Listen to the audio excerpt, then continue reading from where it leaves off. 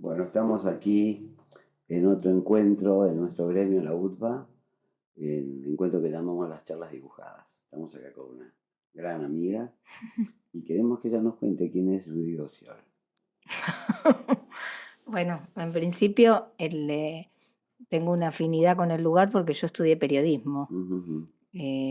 Así que cuando empecé, vine, consulté la biblioteca de la UTBA, era afiliada a la UTBA. Así que me trae un poco de nostalgia. No era exactamente, no estaba así la sede. Y después por caminos que, no sé, a veces creo que uno no decide, qué sé yo, van ocurriendo.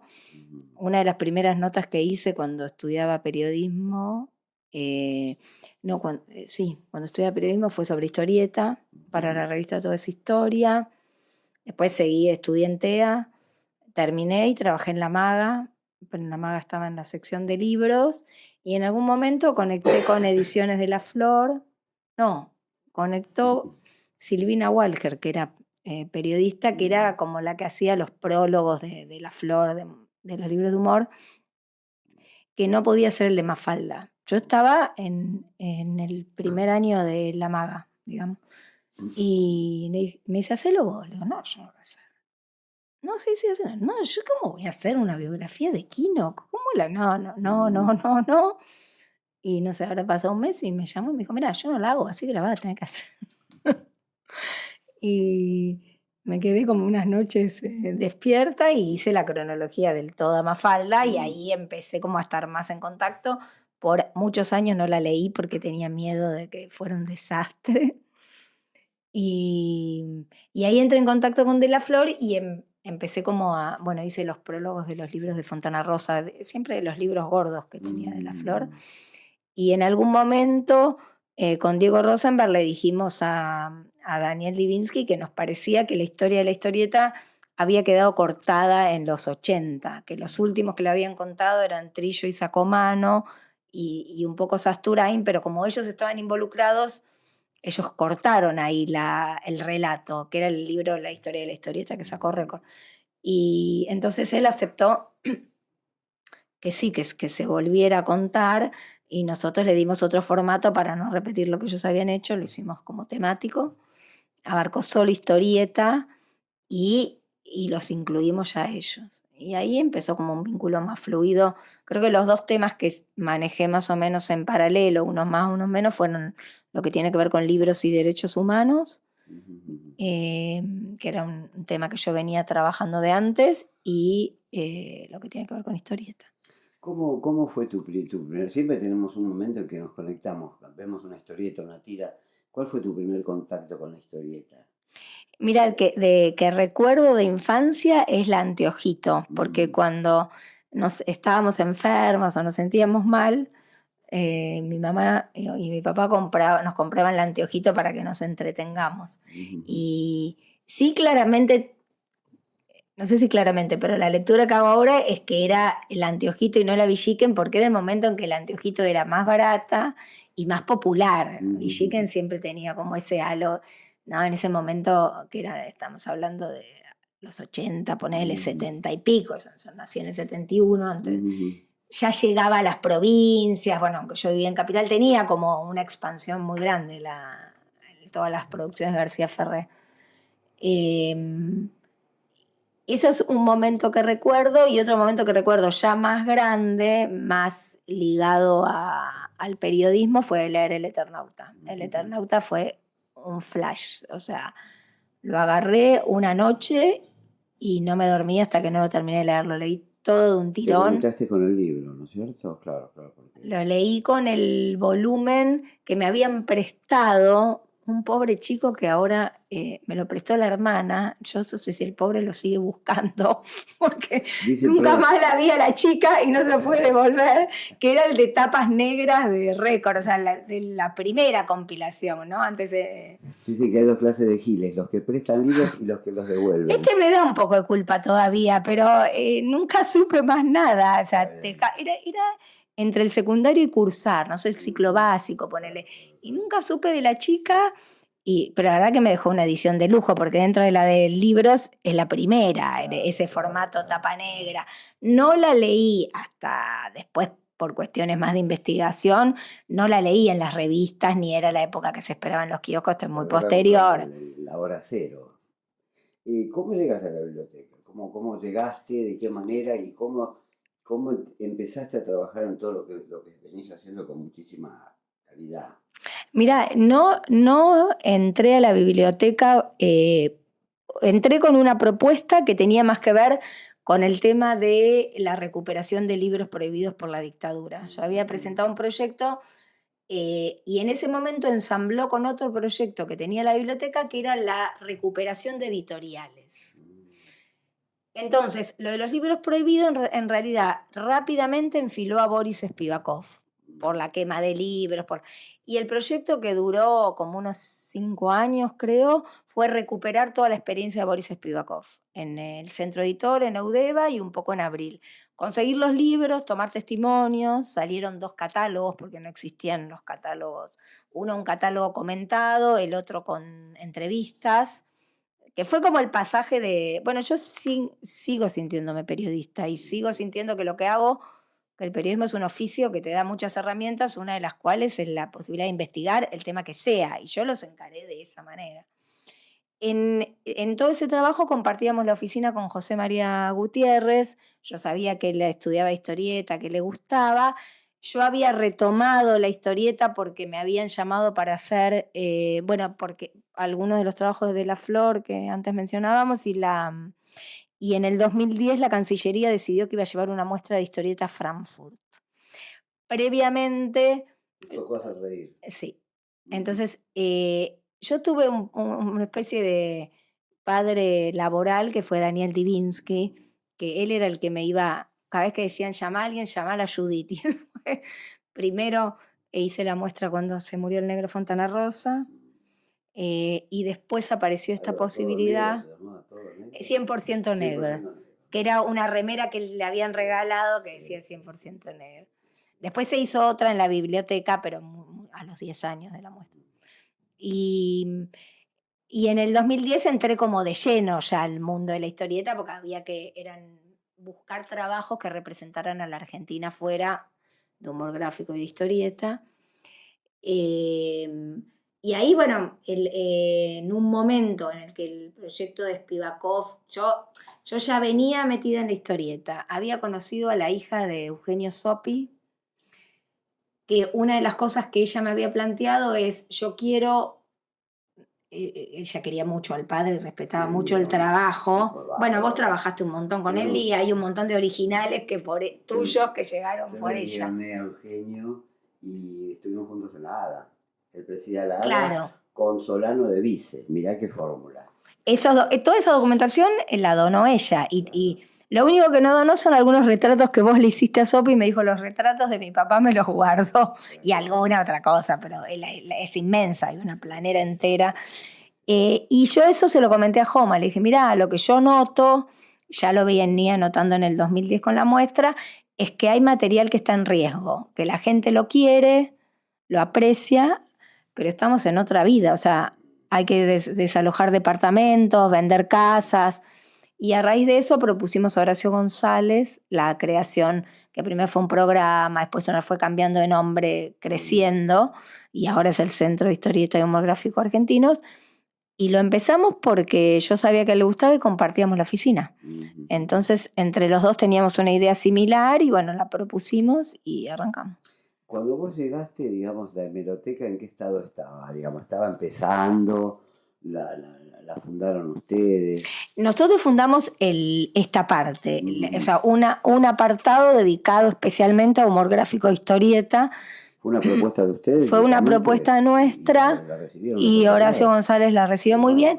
Y además tenía, o sea, a veces hay tironeos internos en la biblioteca porque es como un concepto más moderno de la bibliotecología, que ya estaba en la biblioteca. Nosotros tomamos el modelo de otro sector que se llama archivo de colecciones, que ellos lo que hicieron, por ejemplo, recibieron el archivo de Frondizi Presidente y lo guardaron entero, porque en la biblioteca o las bibliotecarias más tradicionales lo que hacen es como separar, bueno, Los libros van con los libros, la revista con la revista. Y nosotros lo que queríamos era un centro que nucleara eso, que vos no tuvieras que hacer un recorrido extenso, porque además el autor si guarda cosas, te debe pasar a vos, las guardás por azar, porque apareció, pero también con un criterio, qué sé yo, que si estás dibujando, a lo mejor tenés la foto de lo que dibujás. Hay como que el autor, leer un archivo es leer mucho de la forma de trabajo, de cómo pensaba un autor, y nosotros no estábamos de acuerdo con que se desmembrara. Como en la biblioteca hay un caso histórico con la biblioteca de Puig Gros que se desmembró y por ahí había libros dedicados por Borges que lo agarraban chicos del secundario, que con todo respeto a los chicos del secundario no hace falta que lean esa edición, pueden leer cualquier otra de Borges, de un montón que hay.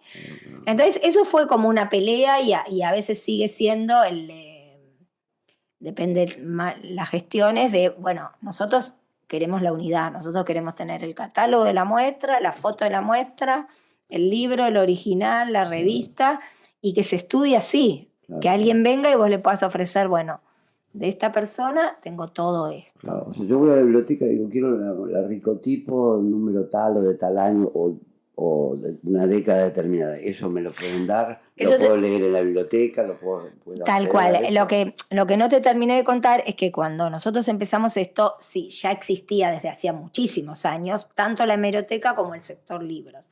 Entonces, la hemeroteca fluctuó en momentos en que tiene completas colecciones de historieta y épocas que no consideraban que la historieta tuviera ningún valor y tiraban las revistas. Pero, por ejemplo, La Hora Cero está entera. Paturuzú está, o Paturucito. Nosotros, entonces, en ese punto es como un complemento. O conseguimos lo que no está en la biblioteca. Algunas cosas se repiten porque, por ejemplo, nosotros la revista Humor la usamos mucho.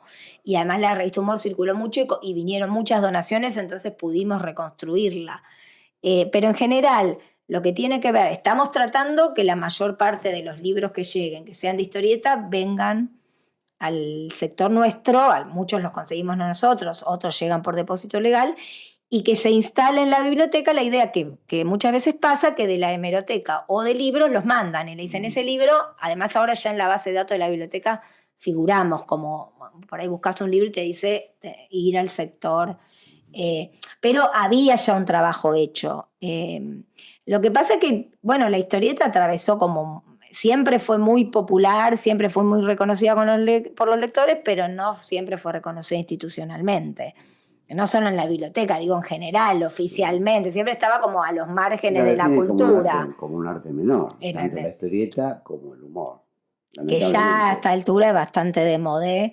Y entonces tiene periodos donde institucionalmente está completa, otros que se fueron completando después. José María trabajó en la hemeroteca un tiempo y él se encargó de completar muchas de las colecciones de historieta. Y bueno, y ahora está el espacio nuestro para eso y también porque también lo que pasaba cuando, por ejemplo, yo empecé a investigar historieta es que vos ibas. Necesitabas algo de humor, lo tenías que ir a ver a Cassioli. Necesitabas algo de un autor, lo tenías que ir a ver al autor. Y eso es mucho trabajo para los autores, mucho desgaste de los materiales. Dijimos, bueno, ¿por qué no convertirnos en un lugar donde no es que tenemos todo, pero donde la gente primero pueda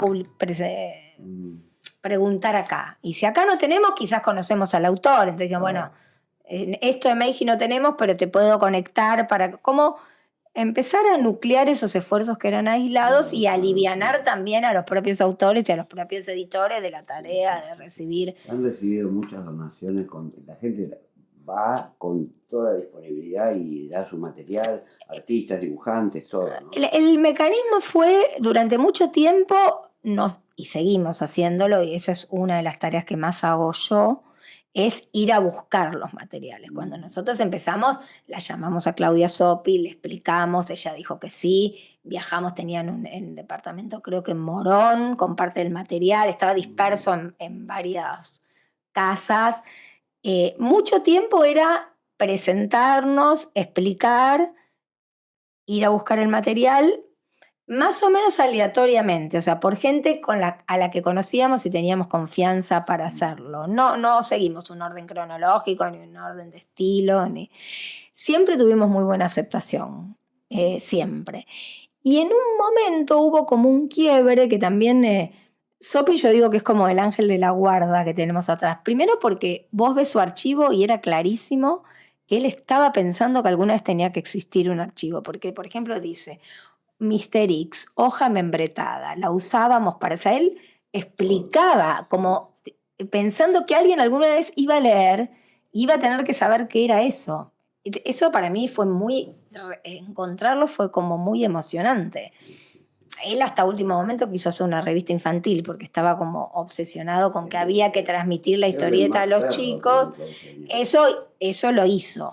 Pero esto te hablo poquito antes de morir y él me había llamado a mí y yo encontré un papelito que decía voy a lo de Judith, vamos a verla. O sea, estaba todo registraba. Para mí fue muy emocionante todo ese proceso. Y en un momento yo llamé, me había dado Diego Agrimbau, porque se van haciendo como cadenas solidarias, como vos me pasaste Los hijos de Tacho, por ejemplo. Bueno, alguien dice, mirá, yo doné acá, o mirá, está esto, mirá. Y Diego Agrimbau, que tenía puesta mucho la mirada en los dibujantes argentinos que estaban publicando afuera, y era algo que a nosotros nos interesaba, porque hubo toda una época que se publicó afuera y acá no sabías de ese material. Me dio el teléfono de la viuda de Rubén Sosa, que vive en Italia.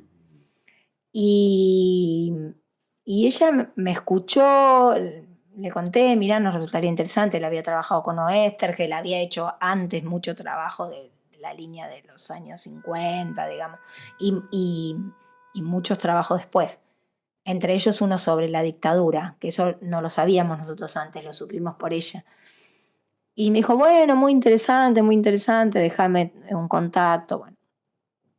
Meses después, bastantes meses después, me dice, vos me habías dicho que yo entrara a la página de la biblioteca y yo entré. Y yo vi que ustedes tienen todo el archivo de Sopi. Rubén Sosa fue discípulo de Sopi. Si Sopi está ahí, Rubén tiene que estar también. Y ese fue el primer momento en el que yo sentí que el archivo andaba solo, que ya se armó una rueda. Y ella desde Italia mandó, le dijimos, bueno, vamos a tratar de arreglar una valija diplomática vía Cancillería. Literalmente mandó en valijitas de plástico esas. No sé si eran, no sé la cantidad de dibujos, muchísimos. Entre ellos, la historieta. Rubén Sosa le habían dado un premio Luca en Italia y estaba en Italia cuando se produjo el golpe. Y no volvió. Vio que ahí la cosa estaba bien, que podía... pero un poquito antes de irse había empezado a hacer una historieta basada en un cuento de Enrique Medinas, Las hienas, del libro de las hienas, que se llamaba Un hombre normal, que es la historia de un represor, que era ya muy conmocionante porque no era la historia de la víctima, era desde el lado del victimario. Y después se fue y se la llevó y la publicó en Europa. Hizo 5 capítulos más, se la publicaron en Italia y en Francia. En Francia se la publicó Wolinski, que fue uno de después los asesinados en el ataque a la Charlie Hebdo. Y él había escrito, porque la historieta es muy fuerte, una explicación muy bonita de por qué había que publicarla igual y por qué había que leerla. Y bueno, eso llegó en las valijas, se cumplía un aniversario del golpe, la mujer de Rubén, que tiene un amor y un apasionamiento enorme, tradujo toda la historieta del italiano porque no estaba en castellano y nosotros la publicamos en un catálogo y en las paredes de la biblioteca en la plaza e hicimos una muestra. Y eso fue también como sentir que era un aporte como muy propio del archivo, que eso no se había leído en la Argentina, no había circulado. Y además esto con Wolinski, que había sido más o menos reciente, y tener su mirada y como su aprobación, digamos, ¿no? Fue todo como una etapa muy, muy fuerte, que se juntó con también el trabajo que hicimos con Historietas por la Identidad, y que después se juntó con los despidos de Macri. O sea, todo esto ocurrió finalmente con todo, con la... No, la muestra se hizo antes, después salió el libro de Historietas por la Identidad, lo presentamos, vino la mujer de Rubén. Eso fue en marzo 2016, creo, ¿no? Sí, creo que fue 2016. A las 2 semanas se produjeron los primeros despidos que hubo en la biblioteca. Y todo lo que se vivió en ese momento fue muy fuerte porque todo el mundo que vino a defender la historieta y a defender la biblioteca y eso se respiraba. Sí, claro. Y la sala estaba desbordada. En ese momento había una la vicedirectora, la que había sido vicedirectora con Horacio González, quedó como interina, estuvo en el acto, yo creo que tomó nota de todo eso. Así que todo el recorrido del archivo tiene mucho personal puesto de cada uno de nosotros. Ahora somos un grupo un poco más grande, empezamos José María y yo, no somos enormes, pero O sea que somos nosotros más. en el ambiente valoramos, siempre decimos que la tarea tuya de Joma, tanto como hay espacios que apoyan nuestro trabajo. La biblioteca, vos y Joma, Walter Farías en Alianza y acá la UDBA que empezó con estas charlas y con la muestra que hicimos de inteligencia artificial, que la llevamos a la Feria del Libro. O sea que hay espacios que nos podemos sentir confiados y contentos de que van a seguir trabajando porque esto siga vigente, ¿no? Sí, yo personalmente creo, a mí me da mucho orgullo que sea un organismo público. Y me da también la gente, hay épocas en que por ahí no pasó tanto, pero se producen con los cambios de gobierno ciertas dudas o gente que no está de acuerdo y entonces no quiere aportar. Yo creo que este tipo de organismos tan centenarios o más, la biblioteca cumplió más de 200 años, ya son como, es muy difícil. O sea, los podés destruir, digo, sí, con falta de presupuesto, pero no se van a perder las cosas que ya están por el propio recorrido burocrático que significa que Sobre todo con ingresen. gente que haga el trabajo como hacen ustedes, ¿no? Porque Y yo siento que eso... ponen todo ahí, no ponen solamente ir y cumplir el horario, ponen todo, eso se ve. Yo siento que fue una tarea, como que esa lectura que vos haces, creo que fue gente que confía en el Estado, que cree que el Estado, y que no es difícil convencerlos porque yo estoy convencida que el mejor lugar para que estén es la Biblioteca Nacional. Entonces, yo no voy a pedir un dibujo para mí, no lo sé hacer. Además, yo estudié periodismo, pero bastante tímida. O sea, el periodismo me fobió un poco de que, bueno, me tengo que preguntar, no me queda otra. Pero yo siento que hay una institución que nos avala, en la que nosotros creemos, entonces podemos transmitir eso. Y también está así, bueno, lo personal. Yo me siento una privilegiada teniendo este trabajo. Y nosotros tenemos este trabajo y cobramos un sueldo porque todos ustedes nos ayudaron. El archivo está constituido en un 90 y pico %. Pues si no casi todo, por donaciones. Claro. Puede haberse comprado algún libro, algunos libros. Todo lo que es material de originales, chapas de impresión, merchan, todo eso es donado. ¿Está digitalizado el trabajo? ¿Hay un trabajo de digitalización? Hay un trabajo de digitalización que se hace. La biblioteca tiene su departamento de digitalización y nosotros también digitalizamos los materiales cuyos tamaños entran en los escáneres. Y si no, lo pasamos a digitalización o los libros que sacamos fueron digitalizados por el área de digitalización. La idea es que estén digitalizados para que si es necesario que alguien consulte el original, pero si no, si les sirve la digitalización, como una preservación. En una provincia lejana puede acceder. Le podemos mandar. Sí. Y ahora nosotros siempre tuvimos unas bases internas, pero desde hace bastante está empezando, ya hay un trabajo largo hecho, de que los materiales están en la base de la biblioteca. Entonces ahí es más fácil que te enteres, sin tener que llamar o desde el interior, que hay algo. De todas maneras, están escaneados en baja porque nosotros tenemos como la propiedad del objeto, pero nosotros no podemos publicar sin autorización de los autores, no podemos sacar libros y no podemos permitir que alguien lo haga sin autorización. Entonces esas son las precauciones que tomamos.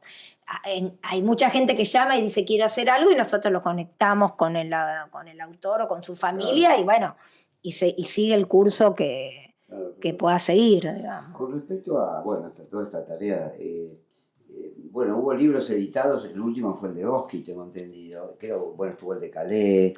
Hubo varios libros. O sea, hubo catálogos y libros. El de Calais fue el catálogo de una de una muestra. También el de Trillo, también el de Mafalda, también el que se sacó del que te contaba de Rubén Sosa, donde se publicó toda la historieta completa. Y después hubo una serie de libros. El primero fue Un matrimonio sin bautizar. Y después se abrió como una colección que abrió Sasturain, en el que salieron El Negro Raúl, en el que salió el libro de Oski, el medicinal Brutoski ilustrado, que fuimos haciendo, algunos hizo Joma, algunos hizo yo, y que salieron los 2 tomos de Don Pascual, que lo hizo Lautaro Ortiz. Que bueno, eso fue como una tragicómico, digamos, porque todo el mundo elogió esos libros recibieron premios y a Lautaro lo despidieron de la biblioteca. Ya cuando pasó todo eso, Lautaro ya estaba fuera de la biblioteca. Pero... Y bueno, más teniendo en cuenta el tema del papel, de lo difícil, es un logro haber hecho... Es un logro que se haya vuelto a hacer. Bueno, está también el catálogo de Fontana Rosa. Los catálogos se mantuvieron.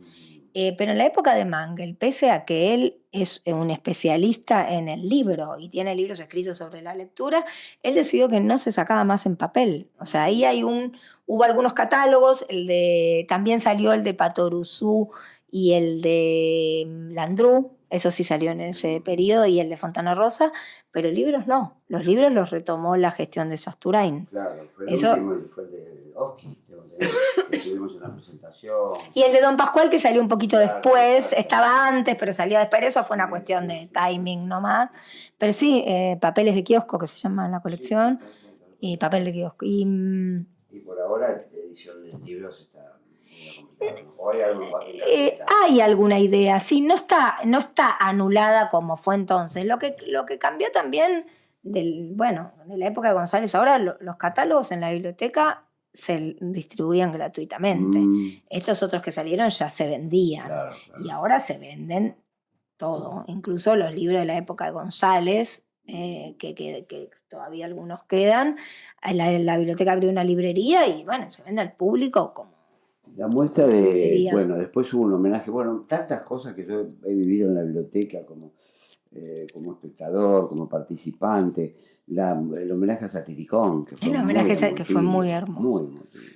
Bueno, pero ahí para mí lo que siempre pasa es que está bien, nosotros por ahí tiramos la idea, o se nos ocurre, o a veces se le ocurre a otro y la plantea y la hacemos, pero es que también es la respuesta. O sea, evidentemente Satiricón tocó una fibra como humor que nos trasciende a todos y que caminó solo, pero para mí fue una sorpresa lo de Satiricón, que no entraba la gente. Yo no pensé que tenía tanta vigencia. Sí. Pensé más bien que hacíamos, vamos a hacer un rescate, y eso, a propósito de lo que vos comentabas antes, a mí también lo que me pasa y lo que creo, porque es un organismo público, y vos decís, ustedes nos apoyan, que es verdad, porque nosotros creemos en todos ustedes, pero también creo que es como la casa. O lo que yo quiero que sea es que ese espacio nuestro sea la casa de los historietistas y los dibujantes y los humoristas gráficos. A veces se podrá alguna cosa, otra no, pero en general el que quiere presentar un libro tiene que acercarse y decirlo si es que no se... Y se hacen. Y a nosotros además nos va a estar un gran beneficio porque los libros son diferentes y los públicos son diferentes. Si bien hay como el equipo amigo llamamos nosotros, ¿viste? Como vos, de los que vienen siempre o todas las veces que pueden, que vos ya son como parte de la casa. Pero también hay dibujantes nuevos que tienen públicos nuevos, que traen otra gente que no conoce el archivo y que de golpe te encontrás y decís, uy, mira, hay acá 50 personas que antes no nos conocían. Después la muestra de dibujantes de la revista Humor, que fue otro. Hermoso. Un hito. Que estuvo itinerando, ¿no es así? Sí, y ahora creo que va a estar en la Crack Bam Boom. ¿Dónde? En la Crack Bam Boom. No, pero en la Crack Bam Boom tengo ahí la duda si estuvo el año pasado. Estuvo el año pasado. Porque en general hay un lazo que hace José María entre las muestras que se hacen y la Crack Bam Boom con Rizzo y pasan. Ahora me hizo... No, creo que estuvo la que hicimos con la Alianza Francesa, que esa fue la primera experiencia que hicimos de una muestra fuera de la biblioteca, que después estuvo en la biblioteca, esa viajó y ahora viaja la de humor. Ahí estoy, ahí me organicé. Voy a nombrar una cantidad de libros que, bueno, quiero que me refieras a saber que, bueno, estos títulos: Un golpe a los libros, represión a la cultura durante la última dictadura militar, Cine y dictadura, censura al desnudo con Hernán Invernizzi, Una historia y Oestergel, Rey de Reyes con Diego Rosenberg, La historieta salvaje con Joma, Universo Mafalda, también es en España, en fascículos y libros. ¿Qué nos puedes decir de toda esa cantidad de trabajo que has hecho, que has dado? ¿Qué puedes decirnos y comentar y cómo lo hiciste y desde dónde? Mira, yo siento, en honor a la verdad te tengo que decir uno que a veces olvido, pero que se lo merece porque lo sacó la Biblioteca Nacional, el primer libro que yo hice, que era sobre Alfonsina Storni, que era porque querían hacer una colección a secundarios. Más que de Alfonsina Storni, era de los contextos en los que ella vivió. O atravesó, cómo era la industria editorial en ese momento, cómo era Mar del Plata, como no era exactamente sobre la obra. Ese fue el primer libro que hice sin saber que mucho tiempo después estaría en la biblioteca. Y después me parece que el recorrido refleja como las dos áreas de intereses que yo tuve y tengo, que son los derechos, el compromiso con los derechos humanos, sobre todo en el área de cultura, que no porque la otra no fuera importante, sino porque la otra estaba más estudiada. Cuando empezamos con Hernán nos preguntamos, che, hacer sobre libros, mataron gente, robaron bebés, y nosotros vamos por... Y también sentimos, eso fue por los 2000, que quizás ahora habría que revisarlo, que ya había un camino hecho y que estaba bien, era tiempo de ponerse como más sutil. Bueno, está bien, ya hubo una reivindicación a lo... ¿Qué pasó en la cultura? Porque además había una creencia de que los militares eran muy brutos y se llevaban a cualquiera de los propios editores perseguidos y secuestrados, y que los libros, porque era color rojo, lo agarraban, y bueno, y apareció un montón de documentación, que es la que nosotros basamos en el libro, en que demostraba que no, que había un plan sistemático igual que con las personas y con el robo de bebés. ¿Cómo se accede a todo este material? ¿Dónde está? ¿En qué formato está todos estos trabajos? Los libros, Todo esto, ¿dónde está? ¿Está en la biblioteca? En general está en la biblioteca, o sea, lo que tiene que ver con historieta está en nuestro archivo, y también hay algunos que están en la parte general de libros, porque esos entraron por depósito legal. Por ejemplo, librerías comerciales. Bueno, ahora algunos están agotados. El de la Flor que hicimos con Joma, y el otro nuestro, el que hice con Diego Rosenberg, está agotado. El de España no llegó a venderse mucho acá, tuvo una distribución pequeña, pero está en el archivo. El catálogo que se hizo por la muestra de Frankfurt nunca se vendió, pero está en el archivo. O sea, en general los materiales que hice yo si no estaban, los llevé. Y me parece que manejan como esas dos líneas. Oestergel es una figura, no es la única, Historietas por la Identidad, que a mí me dieron especial satisfacción hacerlo porque confluyeron esos dos intereses que yo tenía, ¿no? Entonces ahí son como momentos claves. Y la otra característica que tengo es que en general trabajo con alguien. A mí el trabajo en pareja o el grupal me parece que enriquece, porque incluso el de los fascículos de Mafalda estuvo hecho con Julieta Colombo y con la editora de Random. Me parece que se gana cuando haces con otro. Escribir la aventura dedicada a Oestergel. Esa fue una muestra que se hizo en Tecnópolis. Que se hizo con la familia de Oestergel. De hecho, Martín fue el que me convocó, que fue muy linda, que hice una reproducción de una mano. O sea, yo hice la parte más documental, porque un poco lo que me pasa es que, bueno, y el archivo, si bien estamos tratando toda la biblioteca está tratando de encontrar la vuelta a guardar los materiales en digitales, tenemos como una cierta predilección personal por el papel, por el boceto, por la cosa corregida, porque ahí ves, por los objetos que se usan para trabajar, porque ahí ves la mano y el ida y vuelta, y darte cuenta que, no sé, Fontana Rosa lo hacía de un tirón, y otros, en cambio, que vos pensás que no, corregían. Bueno, Quino, por ejemplo, él decía que le costaba mucho dibujar. Y vos ves esos libros, por ejemplo, de los libros que publicó Quino, esos chistes donde hay cómo trabajaba la perspectiva, cómo... Súper barroco, lleno de detalles. Sufría con cada dibujo, Sí. era una cosa impresionante. Sí, muchas veces dice eso, que sufría, pero lo decía incluso de Mafalda, y él siempre decía que él calcaba a los personajes, y nadie le creía, y en el archivo aparecieron, y a nosotros nos donaron unos papeles de calcar con los personajes, o sea, ponían en la ventana. Oski también usaba... la mesa de calco. Oski tenía la mesa de calco. Kino al principio los calcaba a la luz con la ventana. Qué obra maravillosa. Y ver esas cosas me parece que los humanizan a gente que...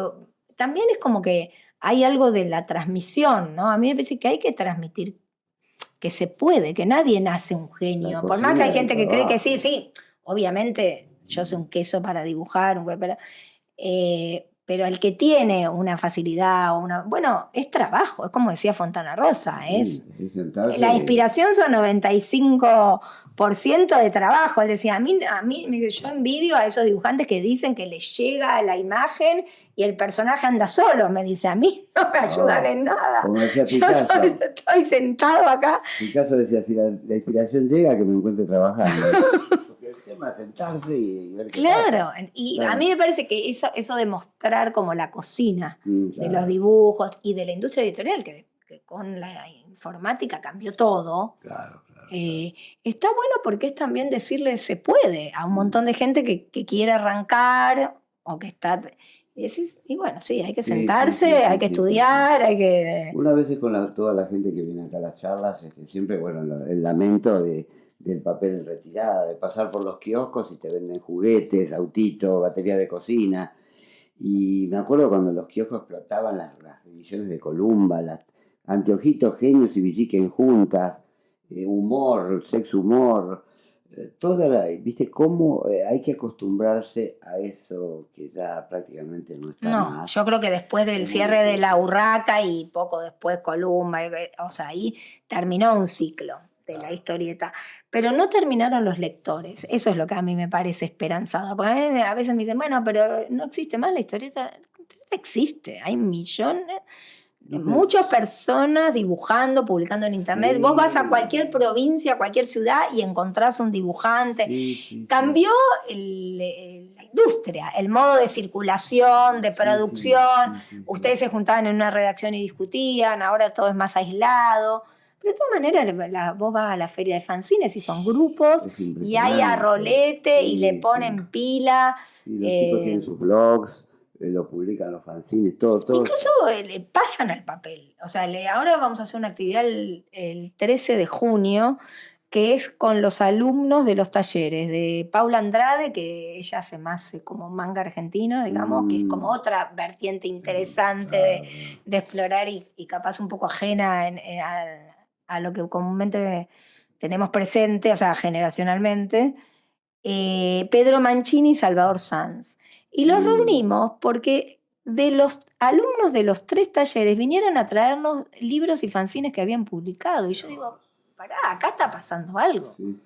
Son alumnos y sacaron un libro o una revista en grupo. Digo, en esta época en el que todo se hace tan aisladamente. Y lo sacaron en papel. Se pusieron...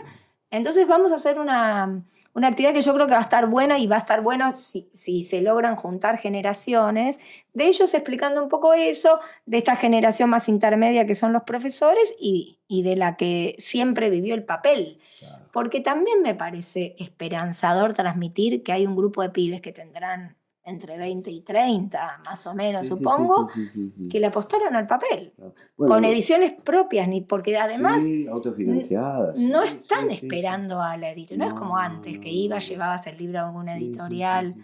Sí, la publicación en las redes también te permite despuntar el vicio con determinado tema, lo haces, lo pones y lo subís. Y capaz que en algún momento lográs pasarlo al papel como una autoedición. La aparición del grupo Cuadritos, que es un grupo muy entusiasta de colegas. También es un motor. Yo estoy en el grupo y veo cómo de pronto aparece. Ahora hay una feria de fanzines y hay un proyecto y hay una muestra en la alianza que va a haber pronto sobre el grupo Cuadritos. Y es un grupo de jóvenes dibujantes que hay un aliento mutuo, sube un chiste, che, ¿qué les parece? Corregirle esto. De un trabajo grupal muy interesante. A mí me parece que eso yo había hablado con ellos para que hagamos algo, porque para mí es como que es un momento en que hay que rescatar lo colectivo. Y cada uno, o sea, porque estamos todos, bueno, la supervivencia se trata de eso, qué sé yo, todos estamos muy... y toda la vida, con la personal se te hace más compleja, qué sé yo. Yo creo que es momento de rescatar esas experiencias para que otros vean que, bueno, sin duda. Ustedes decidieron juntar el libro de Clau, que tiene atrás todos trabajos de otro. A mí me pareció de una generosidad. Digo, estás cediendo páginas eso es maravilloso. tuyas para otros. Sí, eso es bueno, eso es lo que trasunta este grupo. Muy generoso. Ahí es donde yo caí en la cuenta, se lo dije a él en una actividad que nos encontramos, creo que después... Eso es lo que hay que contar. Vos tenés que venir a presentar ese libro, pero tienen que venir todos y contar por qué vos decidiste dar ese espacio, seguramente porque otros te lo dieron bueno, porque eso es trabajar en conjunto. Los músicos que de pronto hay un show y dice, bueno, artista invitado, que lo Calamaro, y va el tipo y como invitado, eso bueno, es bueno que lo hagamos nosotros también, ¿no? De invitar gente. A mí eso me pareció precioso y me pareció que está bueno que esas son las cosas que a mí me parece que están buenas, que tengan cabida, que ustedes sepan que esa actividad se puede hacer en la biblioteca y se puede transmitir esa idea a otros. ¿Qué estás hacia el futuro? ¿Qué estás preparando? ¿Qué estás proyectando? ¿Qué tenés en la cabeza? Mira, ahora estamos entre un impasse y largar algunas cosas que no sé exactamente cuáles se van a concretar. Hay como... Bueno, hay una idea porque se cumplen 80 años de Patorucito, de la dirección de la biblioteca, de ver si se hace algo. Lo que pasa es que nosotros ahora tenemos esa muestra como semifija porque vamos a ir rotando los materiales por una cuestión de que no hay recursos tampoco para todo el tiempo variar. Pero bueno, apareció esa idea, hay muestras que van rotando, habíamos hecho una en el CCK, que esa fue la segunda vez que salimos, que también fue una experiencia interesante porque fue con el Estudio Mafia, que son otra generación muy distinta a nosotros, y esa conjunción... ellos eran muy abiertos a que nos integremos, funcionó muy bien, no fue solo el préstamo de la obra, sino... entonces siempre está la idea de itinerar lo que está, que bueno, Historietas por la Identidad, todos los marzo anda, y Rubén Sosa en general también, después quedó la de Armada, la de Fontana Rosa, ahora aparece esto, hay una idea de en algún momento armar un catálogo con los materiales que tenemos para... que quede como por escrito, bueno, ver cómo se hace, si en etapas. Y después, qué sé yo, las muestras en este momento las estamos viendo más. Hay una idea, un pedido de Corrientes de dedicarle a Lucho Olivera porque se cumplen aniversarios tanto de su muerte como de su nacimiento. Esa también sería, en principio, ahora prestamos material para una muestra, para un evento que están haciendo ellos en la legislatura, el Festival de las Artes. Y después la idea es en noviembre hacer una muestra que ahí saldría de nosotros, pero en Corrientes.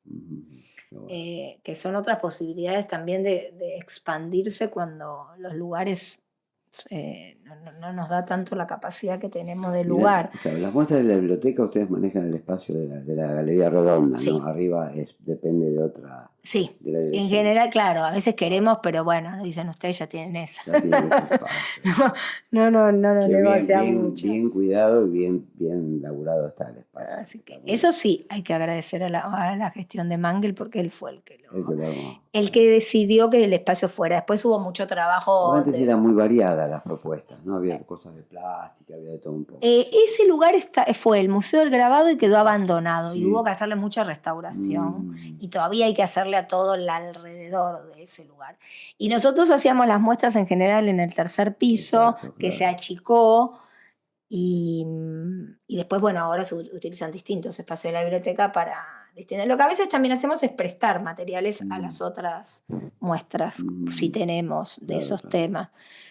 Así que hay varios proyectos. Un año, yo lo siento difícil. Entonces, difícil en todo aspecto, institucional, personal, qué sé yo. Entonces, vamos Quizás como... lo que siempre está vigente es la fuerza de todos nosotros, los laburantes, que siempre apostamos y no hay cosa nada más linda que estar en el tablero. Entonces, esa fuerza está desde la Y gestión y esa es desde la el trabajo. que a veces en mayor medida es la que se repercute. Yo cada vez que terminamos una actividad me siento re contenta de haberla Mm, hecho. Un tiempo antes empiezo, ay, va a venir alguien, ay, ¿para qué empecé esto? Después no ve esto. Y cuando después veo que sale bien, digo, esto fíjate. es re importante, encontrarse, saludarse, el aporte que te hace el que habla, el que hizo el libro o lo que fuere. Y La muestra, eso, estando Tomás Sanz ahí presente, que la historia viva del humor. eso es muy... Y ver a los dibujantes, a mí en esta época lo que más me gratifica es el trabajo como quizás más silencioso de, bueno, ir a los archivos de los dibujantes, ver los materiales, rescatar cosas. Mm, Hay atrás de lo que se ve del archivo también otros trabajos muy importantes que se ve menos. mm, No tanto esto que, bueno, por ahí yo consigo trabajos y vos después los ves. mm, Pero bueno, de la gente que digitaliza, de la que carga, o sea, claro. de la que ingresa materiales. O sea, para llegar a esto hay mucho trabajo que no se ve y que es importante. Bueno, estamos viviendo un tiempo donde una historieta, una célebre historieta de Oestergel y Solano está en boca de todos, yo diría de todo el mundo prácticamente, ¿no? Y siempre es bueno cuando una historieta es llevada a otra instancia como el cine o las series, ¿no es cierto? En este caso, hubo algunas, muy poquitas historietas argentinas que se han llevado al cine. Bueno, ¿qué opinión te merece esto de llevar a un medio tan masivo? Bueno, siempre me parece un riesgo, ¿no? Ya pasa cuando los libros pasan a película, con la historieta que encima el dibujo existe. Digo un riesgo en el sentido de la imaginación que ponemos como lectores, ¿no? Mm, Uno le pone una voz, que a lo mejor no es la voz que después le ponen en la película, en general hablo, ¿no? Una cara que quizás no es la que... mm, De todas maneras, me parece un fenómeno muy valioso el hecho que se haya hecho la serie con todo equipo técnico argentino, con actores argentinos. Eh, bueno, lo que a cada uno le pasó con la serie es diferente y algunos están más a favor o menos a favor de esta actualización que se hizo. Yo mm. respeto el trabajo que se hizo. Hay gente que dice que es como muy argenta y eso me parece, o sea, me parece sobre todo, más allá de que alguien tenía que hacer el Eternauta y que es un equipo de lujo y que las decisiones que se tomaron son decisiones de producción y de guión, bueno, que me exceden a mí, digo, porque es como subjetivo lo que yo pueda decir, eh, porque es subjetiva la lectura que tuvimos del Eternauta y muy personal. Entonces cada uno Sí, se claro. engancha con un personaje, entonces decís, bueno, lo que es seguro es que es serio, o sea, que se hizo un trabajo serio. Y, eso sí, y lo que es todavía más valioso es todo lo que generó en el entorno, ¿no? O sea, que se hable de Oestergel como desaparecido, eh, que se agote el Eternauta, que se lo vuelva a leer o que se lo lea a quienes no lo leyeron, que se mencione a toda la tragedia familiar, a las hijas, a los yernos, a los nietos que faltan por recuperar. Que sea una producción cultural la que esté generando esto en un momento donde el Inca no existe, o sea, no existe, donde están devastando la cultura. Entonces, que la noticia sea una producción cultural y que además sea de historieta, que todavía en algún punto, creo que cada vez más lejano, y no con el Eternauta en particular, pero arrastra esa idea de género menor, de género fácil, de no sé qué, y con la cantidad de intentos frustrados que hubo que se haga, yo la verdad es que me saco el sombrero de que no sé, de la cantidad de chicos que están averiguando por su identidad. Bueno, yo si soy cualquiera de los que intervienen en la película, incluso si soy Netflix, me sentiría honrada y orgullosa del fenómeno que está provocando. Me parece que hay hubo también ganas de encontrarse con un producto que hablara, o sea, mucho el contexto le da una lectura que suele suceder, que los lectores le ponen al producto, quizás el producto tenía esa intención, quizás no, la tenía en cierta medida y no en otra medida, y que los lectores sean los que resignifiquen eso y sientan, con el Eternauta en particular, que de alguna manera, aunque sea simbólica, estamos participando de una resistencia, me parece que es como sanador para todos, ¿no? Claro que sí, claro. Es un poco lo que pasó con la película Puan. La película Puan se filmó antes, Sí. pero cuando se proyectó, las universidades, el gobierno las estaba matando. Entonces voy a decir, bueno, es un fenómeno que tiene el valor del producto y tiene el valor, la capacidad de todo lo que pudo generar alrededor, que Sin eso duda. es como invaluable. Fíjate que fue el libro más vendido en estos tiempos, el Eternauta. O sea, hay una editorial detrás que apostó, hizo una editorial argentina que también vendió. Sí, yo iba a comprar la Hora Cero todos los martes al kiosco y vi cambios, cosas que se cambiaron, pero y bueno, algunos estarán Después a hay favor. algunas ediciones que se hicieron afuera que volvieron a la original de las revistas y los mantuvieron. Ah, vos te referías a la serie. Claro, claro. Con respecto a lo que uno palpaba todos los martes con la revista Hora Cero, ¿no es cierto? Que hay cosas, Claro. pero bueno, quizás habría necesidad de cambiarlo, de ayornar, no lo sé. Yo creo que lo que me parece importante, yo no es que no le esquivo a dar, tengo mi opinión de la serie, no es que la quiera esquivar, creo que hay que respetar al que la hizo, porque si hubiera sido una chantada, pero no es una chantada, y hay una decisión y está pensada, y a alguna gente le parecerá bueno que se metió Malvinas y hay gente que dice no tiene nada que ver, pero cuando alguien toma una posición y es coherente con esa posición, incluso yo lo escuché a Stañaro, que hizo una lectura del Eternauta del original, que no es la que hago yo.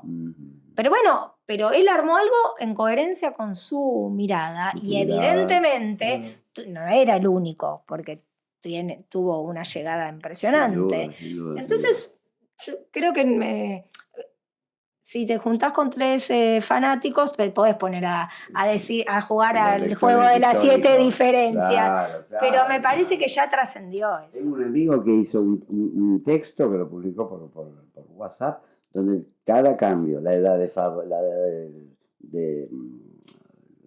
protagonista, de Salvo, las casas, las esposas, todas las diferencias. Pero bueno, es así. Pero yo he leído críticas de ambos lados, igual creo que mayoritariamente tuvo una gran aceptación, sobre todo además fuera del ámbito de la historia. Y eran serias ambas posturas, o sea, algunas cosas que criticaban que es verdad y algunas cosas... Y después vi una que me pareció que tiene algo de verdad, bueno, defendía la serie, creo que fue Juan Ángel Sama, que decía... A los yanquis le perdonamos cualquier adaptación, porque Superman no es el Superman de la historieta, y el Hombre Araña no es el Hombre. Y con los argentinos nos ponemos en exquisitos, y un poco dije, es verdad, sí, es verdad, es verdad. Hay una pregunta que hacemos, te da para una charla de horas, ¿no es cierto? Hablando de proyectos y de cosas, pero siempre preguntamos al artista, al colega, al entrevistado, ¿qué es lo que vos, desde el punto de vista ético, decís con esto no cuenten? ¿Qué es lo que no harías? Como gestora, curadora, periodista, historiadora. Decir, no, hasta acá llegué, esto no lo hago. En relación, que a veces se le pregunta a los humoristas, a los temas, yo no sabría qué haría. Viste que los dibujantes se ponen a algunos un límite y otros no, de temas. Sí. En relación a eso, yo, puestos en ese lugar, no sé qué haría, pero sí respeto al que lo hace cuando está hecho polémico, pero no de mala intención. Que a veces lo sabes porque conoces al propio dibujante y sabes que no. Bueno, generan una polémica o la quieren generar o su estilo es así. Eso yo en general lo banco. Incluso alguna vez me hicieron una consulta por una película de Fontana Rosa que salió de Boogie, que fuimos con Sasturain a un juzgado a declarar. A ninguno nos gustó, pero dijimos, nosotros no firmamos nada que sea sacarla de circulación. La película tiene que andar y tendrá el juicio de los lectores, que efectivamente no pasó nada. ¿Qué hubo, una demanda? Estaba el litigio entre las familias, entonces nos llamaron como consultores a ver si se respetaba el espíritu. Y nosotros sentimos que no. Fue igual una situación muy graciosa, muy de para contarla. Saturday andaba así, de acá para allá estaba nervioso. Pero aclaramos, y de hecho no pasó, que nosotros podíamos dar nuestra opinión en relación a la pregunta que nos hacían, pero jamás decir que eso no circule. Es la mirada del que lo hizo y después la decisión la da el público. Sí, la ve o no la ve. Y después en otros temas como más amplios, sí, creo que algunas cosas, no sé si se me ocurren ahora, algunas sí. Es como una pregunta que yo me hago todo el tiempo y en estas épocas salgo más bien perdiendo. Siempre siento que algo de mi ética estoy cediendo, tratando de que sea la menor cantidad posible, pero algo que me atormenta mucho y me agota y me angustia es la pregunta permanente. ¿Tengo que hacer esto o no tengo que hacer esto? ¿Lo tengo que hacer para este lugar o no lo tengo que hacer para el lugar? Eso, ¿a quién va esto? ¿A qué? Sí creo que tengo un límite que tiene que ver con los derechos humanos, no pasaría eso. Y tengo algunas condiciones en relación a haber vivido mucho el mundo editorial y bueno, que hay cosas que me interesan más que otras. También hay algo que hay cosas que yo las haría, me las paguen o no. Y hay otras... Eso no cabe dudas, eso se ve, se percibe. Y en general no es... Pero bueno, el mercado editorial quedó complejo, qué sé yo, como... entonces... creo que, no sé si decirte más que seguro lo de los derechos humanos, pero no sé, me han pasado situaciones difíciles también en ese tema. Claro, yo fui a buscar dibujos de Chaque. ¿Te acordás? El dibujante correntino, que fue porque Maicas iba a todo, ustedes iban a todos lo que él organizaba, todo, bueno, los dibujos eran dibujos políticos, todo. Me invitan a comer. Cuando me siento, empiezan a hablar y cuentan que los maridos de las dos hijas que estaban ahí estaban presos por apropiación no sé si justo apropiación o digamos por o grupo de tarea, alguna cosa de la dictadura, presos acá en Buenos Aires. Yo quedé helada, o sea, no sabía cómo, amorosos todos. Todo con familiaridad lo hablaban como... No, como diciendo, nosotros estamos muy preocupados, pero dando por hecho como que yo fuera parte de eso, no sé. Y yo no sabía cómo terminar la cena. Había llegado un libro de historietas para la identidad que después volví y lo guardé, porque dije, acá se va a armar un problemón que excede, porque no sé qué pensaba Chaque, pero yo ahí fue un dilema enorme. ¿Qué hago? Me voy. Además me atendían con una amabilidad y una que no daba... Eso fue un momento. Otro momento fue haber ido a ver un dibujante y yo tenía un pañuelo verde en la época enganchado en el bolso. Lo llevaba siempre, ¿no? Ni me había dado cuenta que lo tenía.